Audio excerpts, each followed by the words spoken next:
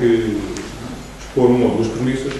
A questão é que Agostinho tem, pelo menos nesta fase da sua vida e da sua obra, tem uma visão do cristianismo que é puramente judaica, mas que, a meu ver, não é a essência do cristianismo. Para nos entendermos, eu prefiro e adopto, isso, quem escreve sabe isso, adopto a visão de um autor francês contemporâneo, está vivo, um grande estudioso do esoterismo, na linha de René Quenon, que é o André Ben-Zimra. O André Ben-Zimra mostra como cada religião tem um aspecto preferencial do divino que presta culto. Qualquer delas é completa, qualquer tradição é completa, mas cada uma tem uma visão preferencial. O judaísmo presta culto preferencialmente àquele aspecto de Deus, que é o Deus Criador, o Ser Criador, que é um Deus da criação, da manifestação, da multiplicação, da produção, um Deus da imanência, um Deus da terra. E depois disso resulta que o judaísmo tem um conjunto de características. Por sobretudo, na visão de Ben-Zimra, o cristianismo presta culto preferencialmente a El Elyon. Eu nunca sei se esta é a pronúncia correta, eu já aqui nesta sala uma vez fui repreendido por alguém que já não está entre nós, porque disse Shekinah em vez de Shekinah, mas aprendi a dizer Shekinah. O António Telmo, isso são coisas que dificilmente se perdem. Bom, em todo o caso, El Elyon, o Altíssimo, é o aspecto da divindade a que os cristãos prestam preferencialmente o seu culto. E, portanto, temos aqui duas tendências divergentes, que de alguma forma podemos aproximar da escola de Atenas. Porque na escola de Atenas podemos ver Aristóteles por Moisés e Platão por Cristo, por hipótese. Aliás, a leitura maçónica que António Telmo faz nesse quadro da escola de Atenas, e que depois é desenvolvida nas cosmominações do neopitagórico, é perfeitamente congruente e autoriza esta aproximação que eu faço, porque a maçonaria, tal como o culto do Espírito Santo, diga-se, embora em perspectivas diferentes e de modos diferentes, limita-se a fazer a síntese e a harmonizar o cristianismo e o judaísmo. Nunca passamos disto, imanência e transcendência, o céu e a terra, o homem, Deus. O segredo está todo em harmonizar estas duas vias aparentemente divergentes e que podem ser conciliadas. Bom, e então, neste escrito, o cristianismo, pelo modo como Agostinho aqui frisa e sobreleva a imanência e sobre a transcendência, ele oferece-nos uma leitura particularmente judaizante do cristianismo. Antes de mais, eu aqui vou ler algumas passagens do texto de Agostinho e depois vou confrontá-las com algumas teses e proposições de Ben-Zimra. Antes de mais, o Cristo, que pela voz de Agostinho condena os fariseus, o filósofo chama-lhes os devotos da lei, os adoradores oficiais de Deus, pela contradição verificada entre as suas palavras e que Agostinho diz: no que falavam ou escreviam, citavam muito o amor dos homens e a veneração do Espírito Divino, louvavam a mansidão e a humildade. Contradição entre as suas palavras, que são estas, e os seus atos, e diz-nos Agostinho, estavam longe demais e pareciam ao povo como mais dispostos, aliás, pelos governantes em tudo que significasse opressão moral ou material. O cristianismo, o Cristo que nos aparece, é um Cristo judaico, é um Cristo eminentemente judaico. Porque para os judeus, como ensina Ben-Zimra, a fé, como todo o impulso para o céu, é por ser digna de louvor, mas de nada vale se nada produz, se obras concretas não vierem deixar o seu sulco neste mundo. Cá está a tendência para a imanência, para a materialidade, para a vida, para o mundo. E, portanto, aqui a tese do judaísmo é clara: as obras prevalecem sobre a fé. Ou seja, contemos para a terra, apontamos para este mundo preferencialmente, embora não se negue naturalmente a transcendência. Bom, esta é um primeiro paralelismo que podemos traçar entre o cristianismo, a visão do cristianismo de Agostinho nesta fase e o judaísmo na sua essência. Depois, a religião que nos é apresentada verdadeiramente no cristianismo é uma religião revolucionária, que visa proximamente o estabelecimento do reino de Deus na Terra. Por isso é uma religião que combate as organizações sociais fundadas na injustiça e na opressão. Aliás, Agostinho, a ideia, diz expressamente, a ideia que está subjacente ao cristianismo é a ideia de um futuro económico melhor, de um protesto contra as desigualdades sociais. Estamos aqui face a uma doutrina sobretudo social, nesta visão do cristianismo. E depois Agostinho diz algo absolutamente elucidativo, para percebermos como ele olhava para o cristianismo. Diz ele: não havia para Jesus ou para os seus discípulos dúvida alguma de que o advento do reino estava próximo, de que todos os que o escutavam nele se poderiam instalar. O desastre de Jerusalém veio mostrar que o mundo não acolhia aos incitamentos de Jesus como ele esperava, e os apóstolos tiveram de transferir a ideia do reino da terra para os céus. Segundo eles, é verdade, mas era naturalmente indiscutível, da pregação de Cristo, só se salvava falando de uma vinda do reino. Da doutrina social passava-se à doutrina religiosa e abria-se caminho a todas as deturpações, a todos os agressores.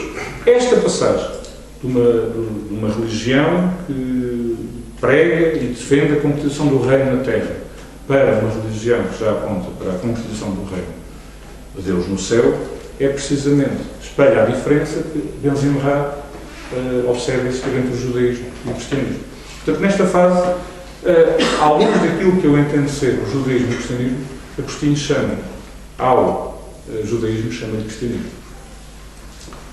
Bom, agora é preciso, e reparem o que diz André Ben-Zimra. Segundo o judaísmo, a redenção não é de modo nenhum um facto que ocorra na interioridade da alma, como é o caso aos olhos dos cristãos. Cá está. Ela é um acontecimento público que se deve produzir na cena da história. Isto é o cristianismo de Agostinho da Silva. E depois há aqui uma outra ideia, que é uma decorrência lógica. Para o judeu, a vida é o bem mais importante, é o bem fundamental. Israel não tem pena de morte. É curioso assinalar. Não tem pena de morte. A exceção é a do Eichmann. Não tem pena de morte. Independentemente dos juízos políticos que possamos fazer sobre o Estado de Israel, este é um facto positivo.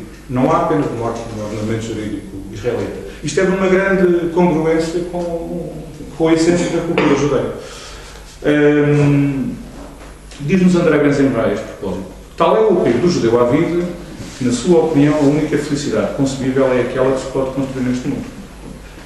É como se estivéssemos a ler o texto do cristianismo e estivéssemos constantemente a encontrar na visão que o Ben-Zimra nos dá do judaísmo ressonâncias, ecos. Mas há mais. Ainda o André Ben-Zimra: para o judeu, uma vida apenas de alma, separada do seu corpo, parece difícil de conceber. Compare-se com Agostinho. Não há nos Evangelhos um único preceito de ascetismo que envolva a violência de espírito sobre o corpo e que tenha por consequência o inevitável estreitamento do espírito. É este último que tem de se desenvolver bastante, que tem de ser forte no grau necessário para que possa não ser dominado pelo corpo. Isto é perfeitamente congruente, esta visão de Agostinho, com uma visão ainda da André Ben-Zimra. E, afinal, o jogo de espelhos neste momento está a ser entre Agostinho e Ben-Zimra. Para Ben-Zimra, a tarefa prioritária do judaísmo é a de santificar o corpo e a do cristianismo é a de elevar a alma. Se nos recordarmos daquilo que eu li há pouco, imediatamente antes de Agostinho, vemos que a sua visão é uma visão muito próxima desta, em relação ao judaísmo. Santificar o corpo. E, no entanto, Agostinho chama-lhe cristianismo. Bom, entramos na segunda fase brasileira, que é uma fase muito diferente desta. Como eu já disse aqui, o acento tónico é na ideia de fraternidade. Pese embora Agostinho reconheça nesta ideia de necessidade, nesta ideia de fraternidade, mais do que ideia, uma necessidade de fraternidade, reconheça os riscos daquilo que ele chama a opressão hierárquica. Mas, num livro que, de alguma forma, é um complemento, um desenvolvimento, um esclarecimento da reflexão, que são as aproximações, encontramos proposições talvez um pouco surpreendentes. Encontramos um texto em que Agostinho faz a apologia da teocracia, diz atenção, não se assustem, não é a teocracia do Estado Islâmico, é uma teocracia que pretende ver sempre a santidade e a política ligadas. E Agostinho lamenta que a Inglaterra, que o Reino Unido, enfim, tenha seguido outros caminhos em religião, mas pelo menos manteve uma coisa essencial, que é a ligação entre o Estado e a religião, entre a política e a religião. Mas esta é uma fase em que Agostinho é particularmente crítico em relação ao judaísmo, através precisamente da reflexão à margem da literatura portuguesa. Agostinho chega a entrar em polémica com o judaísmo. Muito embora, e vamos desde já esclarecer isto, Verbera critica duramente, como não se poderia deixar de esperar deste homem, aquilo que primeiro Dom Manuel, de alguma forma, e depois, sobretudo, Dom João III, fazem aos judeus.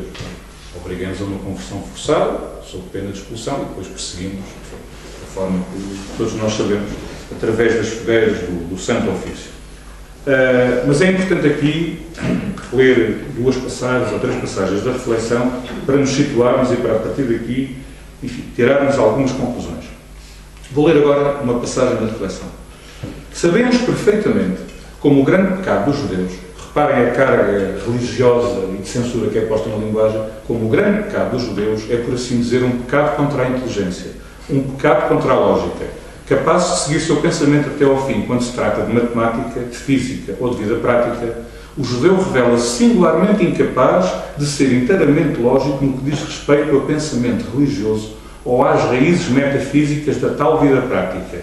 É como se, peço que tenham particular atenção a esta passagem, porque já vou estabelecer daqui a pouco um paralelismo importante. É como se, em virtude de alguma antiga falta de fé, lhe tivesse sido vedada essa verdadeira terra da promissão. E depois prossegue Agostinho. Mas sabemos, por outro lado, como os portugueses, atenção, os portugueses, não é os cristãos, tinham conseguido o milagre de dar alguma lógica aos judeus, como igualmente deram lógica aos mouros. Esses, de resto, muito mais defensáveis. Bom, hoje parece que não são assim muito mais defensáveis.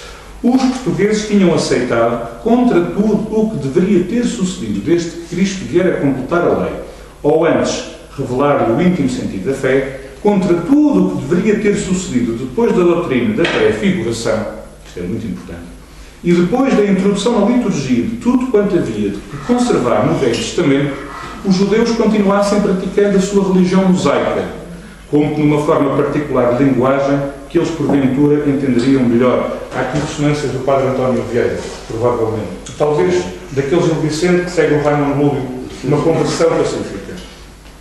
Já que os judeus, por seu turno, não levantavam qualquer oposição, não levantavam oposição alguma a assistir, sublinho agora, reverentemente a esse culto do Espírito Santo, o qual, como já foi dito, descer em novo Pentecostes sobre a nação portuguesa, sagrando a seu apostolado. Bom, agora aqui vamos ver dois pontos. Primeiro, este advérbio de modo, reverentemente. Temos que nos interrogar porque é que os judeus respeitavam, observavam reverentemente este culto. Talvez a resposta esteja nas palavras do próprio Agostinho, na derradeira entrevista que ele deu. A mim, António Ladeira, a José Pedro Xavier. Diz assim Agostinho: não há propriamente, nem no que se vê no Brasil, nem na Califórnia, nem na documentação portuguesa, o culto de Deus na festa do Espírito Santo. Há o culto do divino, o culto da obra de Deus. Eu pergunto, a obra de Deus não será o Deus Criador? Não será o Criador manifestando-se através da criatura? Não estará aqui precisamente Agostinho a apontar para um culto ao Deus Criador?